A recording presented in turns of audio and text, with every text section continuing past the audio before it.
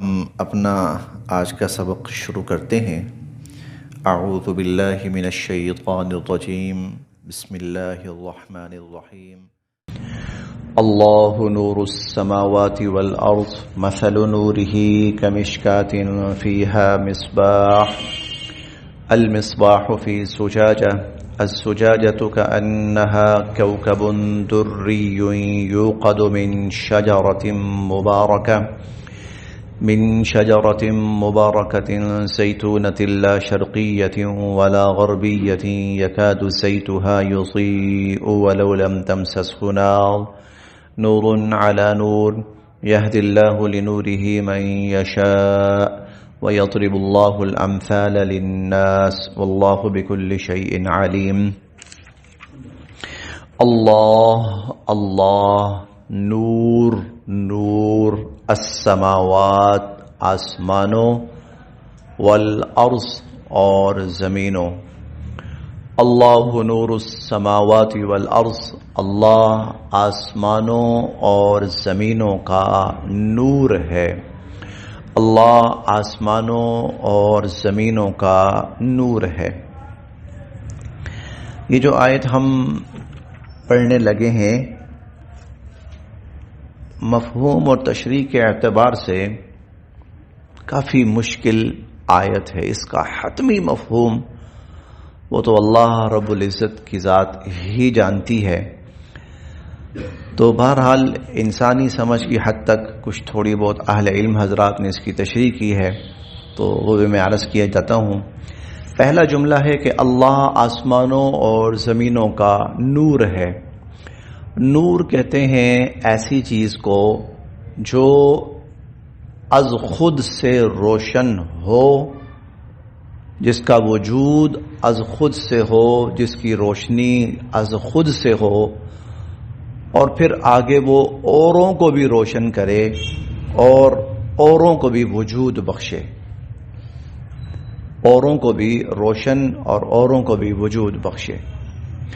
اس معنی میں اللہ آسمانوں اور زمینوں کا نور ہے، اس کا مطلب یہ ہے کہ اللہ رب العزت ہی کی ذات ہے کہ جس نے نہ صرف آسمانوں اور زمینوں کو وجود بخشا، بلکہ آسمانوں زمینوں میں جتنی رونقیں ہیں اور جتنی روشنیاں ہیں اور جتنی نورانیتیں ہیں، وہ بھی اللہ رب العزت ہی نے عطا کی ہیں اور بخشی ہیں۔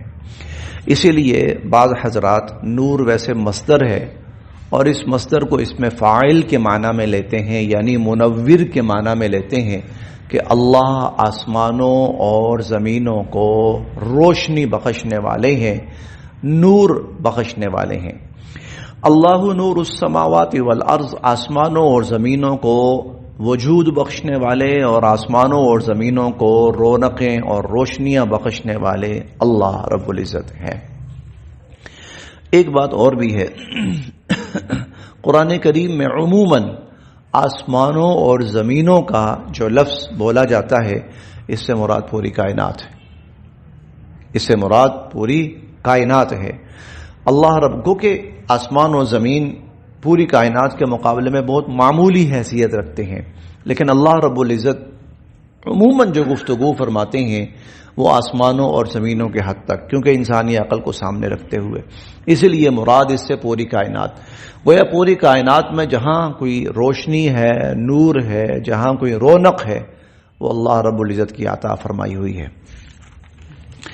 مثل نورہ، اللہ کے نور کی مثال،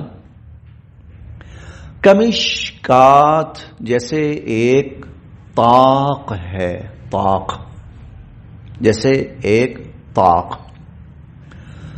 طاق محراب بھی کہہ سکتے ہیں آپ اس کو، طاق بھی کہہ سکتے ہیں۔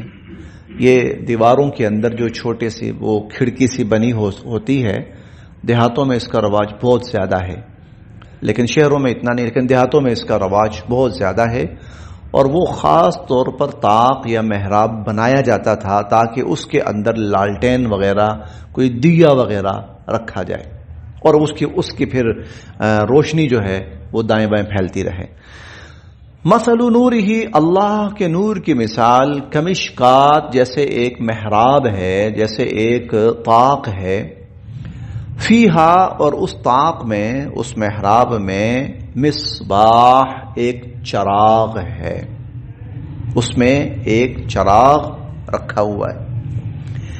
المصباح اور وہ جو چراغ ہے، فی زجاجہ وہ ایک شیشے میں ہے، شیشہ بھی کہہ سکتے ہیں اس کو آپ، فانوس بھی کہہ سکتے ہیں۔ المصباح اور وہ جو چراغ ہے، فی زجاجہ وہ ایک فانوس میں ہے۔ الزجاجہ اور وہ جو شیشہ ہے یا فانوس ہے، کأنہا گویا کہ وہ دری، کوکب دری، کوکب ستارہ ہے، دری چمکتا ہوا روشن، جیسے وہ ایک روشن اور چمکتا ہوا ستارہ ہے۔ یوقد اور اس کو روشن کیا جاتا ہے، جلایا جاتا ہے، اس کو روشن کیا جاتا ہے، من شجرۃ مبارکہ، شجرہ لفظی معنی درخت، پودا، درخت یا پودا ہے، اور مبارکہ بابرکت، ایک بابرکت، ایک مبارک، ایک بابرکت درخت کے تیل سے اس کو جلایا جاتا ہے۔ زیتونہ اور وہ مبارک درخت زیتون کا ہے، یعنی زیتون کے تیل سے اس چراغ کو جلایا جاتا ہے، اور اس چراغ کے ارد گرد جو فانوس ہے، شیشہ ہے، وہ یوں سمجھو کہ چمکتا ہوا ستارہ ہے۔ لا شرقیہ ولا غربیہ، اور ایسا زیتون کا درخت کہ جو نہ تو مشرق کے سائڈ پر ہے اور نہ ہی مغرب کی سائڈ پر ہے، نہ وہ شرقی ہے نہ وہ غربی ہے، نہ وہ مشرقی ہے نہ وہ مغربی ہے، مشرق اور مغرب سائیڈز ہیں، یعنی وہ پودا، وہ درخت وہ کسی سائڈ پر نہیں ہے، کیونکہ جو پودا کسی ایک سائڈ پہ ہوتا ہے نا اس کو روشنی کم پڑتی ہے۔ ہاں یہ بالکل بیچوں بیچ درمیان میں ہے، اس کو ہمہ وقت روشنی ملتی ہے، اور اس درخت کو ہمہ وقت دھوپ ملتی ہے، سورج ملتا ہے، دھوپ ملتی ہے، روشنی ملتی ہے۔ نتیجہ کیا ہوگا؟ نتیجہ یہ ہوگا کہ اس درخت کے تیل کے اندر طاقت اور لطافت اور روشنی کہیں زیادہ ہوگی، بجائے اس کے جو ایسی جگہ پہ ہو کہ جہاں پر مکمل اس کو روشنی ہمہ وقت میسر نہ ہوتی ہو۔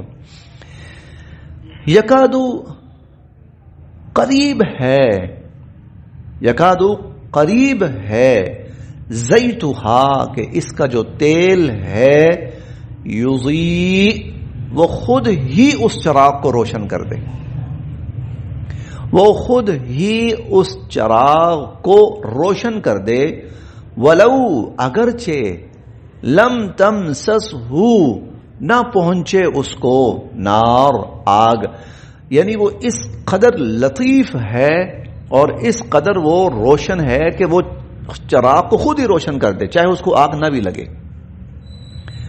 نور علی نور، اور اگر اس کو آگ بھی لگ جائے پھر تو وہ روشن در روشن ہے، پھر تو وہ نور در نور ہے، نور علی نور ہے۔ دیکھیں ایک شخص باصلاحیت ہے تو یہ تو بڑی خوبی ہے، اور باصلاحیت کے ساتھ ساتھ اس کو ایسا خاندان ملا ہے جو خود باصلاحیت ہے، تو خاندانی صلاحیت اور اپنی صلاحیت، اسے کہتے ہیں سونے پہ سہاگا۔ تو نور علی نور، تیل خود اس قدر پاورفل ہے، اس قدر بابرکت ہے کہ خود ہی بھڑک اٹھے، اور اگر اس کو آگ بھی لگا دیں اور آگ جلا کے روشن کر دیں پھر تو اس کی روشنی کا کیا کہنا۔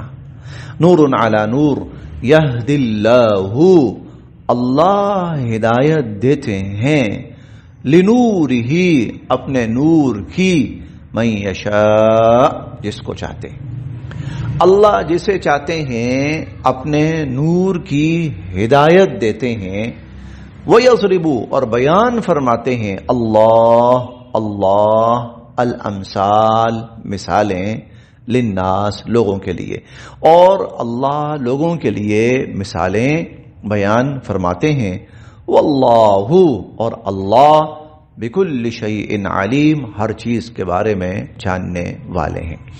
مختصر تشریح کی عرض کیے دیتا ہوں جس سے مفہوم واضح ہو جائے گا۔ دراصل یہ پاکیزہ ترین مثال دی گئی ہے، پاکیزہ ترین مثال، بہت ہی خوبصورت فانوس شیشہ، اور اس کو بہت ہی مبارک اور خوبصورت اور بہت ہی روشن کرنے والا اس کو تیل ملتا ہے جو اس کے اندر ایک روشنی پیدا کرتا ہے، اور ایسی روشنی پیدا کرتا ہے جو روشنی پھر قرب و جوار کو روشن کر دیتی ہے۔ یہ مثال ہے وہ ہدایت، اللہ کی وہ ہدایت جو ایمان والوں کو نصیب ہوتی ہے، اللہ کی وہ ہدایت جو ایمان والوں کو نصیب ہوتی ہے۔ اللہ کی ہدایت ایمان والوں کو نصیب ہوتی ہے تو گویا اللہ کا نور ہے جو ایمان والوں کے اندر آتا ہے۔ پھر یہ جو نور ہے یہ ان کے پورے وجود کو روشن کرتا ہے، نہ صرف پورے وجود کو روشن کرتا ہے بلکہ یہ قرب و جوار کو بھی روشن کرتا ہے، یہ قرب و جوار کو بھی روشن کرتا ہے۔ تو اللہ کی طرف سے ملنے والی جو ہدایت ہے پاکیزہ ترین چیز ہے، خوبصورت ترین چیز ہے، روشن ترین چیز ہے۔ نہ صرف یہ کہ بندے کو خود روشن کرتی ہے بلکہ اس بندے کی وجہ سے پھر قرب و جوار وہاں بھی روشنی اور نور پھیلتا ہے۔ لیکن یہ ہے کہ یہد اللہ لنورہ من یشاء، اللہ جس کو چاہتے ہیں اپنے اس نور کی ہدایت سے نوازتے ہیں۔ وَيَضْرِبُ اللَّهُ الْأَمْثَالَ لِلنَّاسِ، اور اللہ تعالیٰ لوگوں کے لیے مثالیں بیان فرماتے ہیں۔ وَاللَّهُ بِكُلِّ شَيْءٍ عَلِيمٌ، اور اللہ تعالیٰ ہر چیز کے بارے میں جاننے والے ہیں۔ فِي بُيُوتٍ، ایسے گھروں میں، فی میں بیوت گھروں، ایسے گھروں میں، یعنی اللہ تعالیٰ جن کو اپنی طرف سے ہدایت سے نوازتے ہیں تو پھر اللہ کے ایسے نوازے ہوئے لوگ فی بیوتن، ایسے گھروں میں پائے جاتے ہیں۔ وہ پھر یہ لوگ ایسے گھروں میں ہوتے ہیں، ایسے گھروں میں پائے جاتے ہیں۔ اذینا، حکم دیا ہے اللہ نے، ان ترفع، کہ ان گھروں کو بلند کیا جائے، وہ گھر تعمیر کیے جائیں، بنائے جائیں، تعمیر کیے جائیں۔ اس سے مراد مساجد ہیں، اس سے مراد مساجد ہیں۔ اللہ نے مساجد کے تعمیر کا، بنانے کا حکم دیا ہے، اور جن کو اللہ ہدایت سے نوازتے ہیں تو دنیا میں ہدایت کے اترنے کی سب سے بڑی جگہ اللہ کے گھر ہوتے ہیں، اللہ کی رحمت کے اترنے، اللہ کے بندے پھر اللہ کے گھروں میں ہوتے ہیں، اور ان گھروں کے بنانے کا اللہ نے حکم دیا ہے۔ وَيُذْكَرَ، اور ان گھروں کے اندر لیا جاتا ہے اسمہ، اللہ کا نام، وَيُذْكَرَ فِيهَا اسْمُهُ، اور بلکہ ہم یہ بھی کہہ سکتے ہیں کہ اللہ نے حکم دیا ہے کہ ان گھروں میں اللہ کا نام بلند کیا جائے، اللہ کا نام لیا جائے، اس کے نام کا ذکر کیا جائے، اس کا نام بلند ہو۔ اور اللہ کے نام کے بلند ہونے سے مراد ان گھروں کے اندر اللہ کا ذکر، اللہ کی یاد، اللہ کے قرآن پاک کی تلاوت، اللہ کی عبادات، یہ سارے اعمال ہوں، یہ ہے اللہ کا نام لیا جانا۔ یسبحو، اور یہ لوگ پاکی بیان کرتے ہیں، لہو، اس اللہ کی، فیہا، ان گھروں میں، اور یہ ان گھروں میں اللہ کی پاکی بیان کرتے ہیں، بالغدو، صبح میں، والآصال، اور شاموں میں، صبح اور شام اللہ کی پاکی اللہ کے گھروں میں بیان کرتے ہیں۔ تو جس کو ہدایت سے نوازا جاتا ہے وہ اللہ کے گھروں کی طرف آتا ہے، وہ اللہ کے گھروں میں ٹھہرتا ہے، وہ اللہ کے گھروں کو آباد کرتا ہے، وہ اللہ کے گھروں میں اللہ کو یاد کرتا ہے، اس کا ذکر کرتا ہے۔ رجال، اور پھر یہ ایسے لوگ ہوتے ہیں جن کو اللہ اپنی ہدایت سے نواز دیتے ہیں۔ رجال، پھر یہ ایسے لوگ ہوتے ہیں، لا تلہیہم، نہیں غافل کرتی ان کو، تجارت، کاروبار، انہیں کاروبار غافل نہیں کرتا، ولا بیع، اور نہ کوئی خرید و فروخت ان کو غافل کرتی ہے، عن ذکر اللہ، اللہ کی یاد سے، اللہ کے ذکر سے، اللہ کی یاد سے ان کو غافل نہیں کرتی۔ یعنی کاروباری مصروفیات کے اندر مشغول ہو کر وہ اللہ کی یاد اور اللہ کے ذکر سے غافل نہیں ہوتے۔ وَإِقَامِ الصَّلَاةِ، اور نہ ہی یہ چیزیں ان کو نماز قائم کرنے سے غافل کرتی ہیں، وَإِيتَاءِ الزَّكَاةِ، اور نہ ہی زکوٰۃ دینے سے ان کو غافل کرتی ہیں۔ یخافون، یہ ڈرتے رہتے ہیں، اور ان کی ایک شان یہ بھی ہے کہ یہ ڈرتے رہتے ہیں، یومن، اس دن سے، تتقلب، الٹ پلٹ ہو جائیں گے، فیہ، جس میں، القلوب، دل بھی، والابصار، اور آنکھیں بھی. جس دن دل اور آنکھیں الٹ پلٹ ہو جائیں گے اس دن کے بارے میں یہ ڈرتے رہتے ہیں. لیجزیہ، تو پھر بدلا دیں گے، ہم ان کو، اللہ احسنا بہت ہی عمدہ، ما عملو ان کے اعمال کا. انہوں نے پھر جو اعمال کیے ہیں اللہ ان کو اس کا بہت اچھا بدلہ دیں گے. وَيَزِيدَهُمْ، بلکہ ان کو مزید اللہ عطا فرمائیں گے، من فضلہ، اپنے فضل سے. ایک اعمال کا بدلہ ہے اور ایک مزید پھر اللہ اپنے فضل سے ان کو عطا فرمائیں گے. واللہ، اور اللہ، یرزق، عطا فرماتے ہیں، من یشاء، جسے چاہتے ہیں، بغیر حساب، بے حساب، اور اللہ جسے چاہتے ہیں بے حساب عطا فرماتے ہیں. والذین، اور جن لوگوں نے کفروا، کفر کیا، والذین کفروا، اور جن لوگوں نے کفر کیا، اعمالہم، ان کے اعمال کی مثال، کالسراب، سراب اردو میں استعمال ہونے والا عام لفظ ہے. سراب اصل میں کہتے ہیں کہ صحراؤں میں ریت ہوتی ہے تو ریت چمک رہی ہوتی ہے، ریت میں چمک ہوتی ہے. جب دھوپ پڑتی ہے نا ریت کے اوپر تو ریت چمکتی ہے. دور سے اگر کوئی دیکھے تو وہ یہ سمجھتا ہے شاید پانی ہے، دور سے اس کو پانی محسوس ہوتا ہے، لیکن وہ پانی نہیں ہوتا بلکہ وہ تو ریت ہے جو چمک رہی ہے، اس کو پانی چمکتا ہوا محسوس ہوتا ہے. اسی لیے یہ ایک دھوکہ لگتا ہے اس کو، اس لیے سراب جو ہے وہ دھوکہ کے معنی میں استعمال ہوتا ہے. کسراب، ان کے اعمال کی مثال جیسے چمکتی ہوئی ریت، بقیعہ، ایک چٹیل میدان میں، یحسبہ، اور سمجھتا ہے اس کو، الظمآن، پیاسا، ماء، پانی، اور پیاسا دور سے اس کو دیکھ کر پانی سمجھتا ہے. حتیٰ، یہاں تک کہ اذا جاءہ، جب وہ اس سراب کے پاس آتا ہے، لم یجدہ، نہیں وہ پاتا، شیئن، کوئی چیز، وہ تو وہاں کوئی چیز نہیں پاتا. ووجد اللہ، اور وہ اللہ کو پاتا ہے، عندہ، وہاں. فوفاہ، اللہ پھر پورا کر دیتے ہیں، حسابہ، اس کا حساب، اللہ اس کا حساب چکا دیتے ہیں. واللہ، اور اللہ، سریع الحساب، بہت جلد حساب لینے والے ہیں. یہ کیا مثال ہے؟ یہ وہ لوگ ہیں جن کی زندگی تو کفر پہ گزری، لیکن اس کے ساتھ ساتھ انہوں نے کچھ اعمال بھی، خیر کے اعمال بھی کرتے رہے، بھلائی کے کام بھی وہ کرتے رہے. خیر اور بھلائی کے کاموں سے ان کو توقع یہ تھی کہ ہمارے یہ کام کافی ہیں ہمارے لیے، اور یہ ہماری اگر کوئی آخرت ہے تو ہماری بخشش کا سامان بن جائیں گے، ہم بخشے جائیں گے. کفر بھی ہے اور ساتھ کچھ خیر کے اعمال بھی کر رہے ہیں. تو اللہ فرماتے ہیں کہ ان کی مثال ایسا ہی ہے جیسے پیاسا دور سے دیکھ کر ریت کو پانی سمجھتا ہے. یہ اپنے ان اعمال کی وجہ سے دھوکے میں پڑے ہوئے ہیں. جب یہ پیاسا شخص وہاں جاتا ہے تو کچھ بھی نہیں، کچھ بھی نہیں. اسی طرح جب یہ لوگ کل قیامت کے دن اللہ کے پاس جائیں گے تو جن اعمال پہ یہ توقع کر رہے ہوں گے کہ فائدہ ملے گا، کچھ بھی نہیں. فوفاہ حسابا، اللہ ان کا حساب وہاں چکا دیں گے.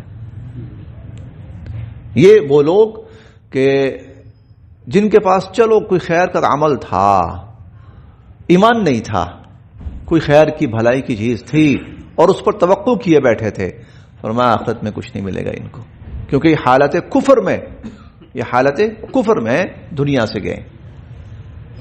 او یا کالظلمات، جیسے اندھیرے، فی بحر اللجی، بحر سمندر، لجی گہرا، جیسے گہرے سمندر میں اندھیرے.